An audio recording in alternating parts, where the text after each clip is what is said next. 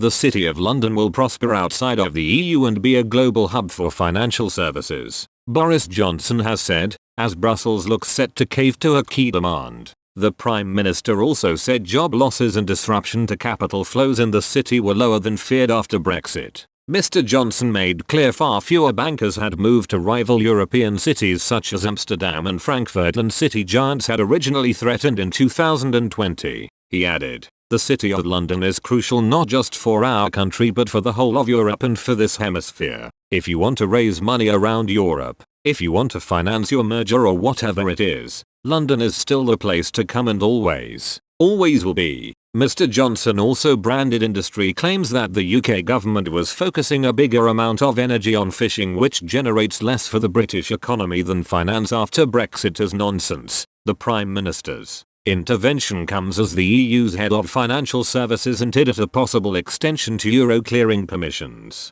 Temporary permission for London clearers to serve EU customers ends in June 2022. However, Mairead McGuinness said the European Union was minded to avoid a cliff edge situation and avoid market instability. She added, "We have to make sure that there is no instability in the short term, but we also have to look at our long-term interests." A Brussels source said the bloc was due to grant Britain a temporary extension but indicated clearing may have to move to the continent over a transition period. They made clear that doing nothing in the face of the limited shift in clearing to date would damage EU credibility. The Bank of England and Treasury have recently put increasing pressure on the bloc to grant an extension, with senior officials warning the EU risks damaging the UK's financial system if they prize part of the £80 trillion clearing market away from the British capital. Treasury chiefs also expect the EU to cave due to banking industry pressure after NatWest Bank chairman Howard Davis said some banks could move their clearing operations to New York if no extension was granted.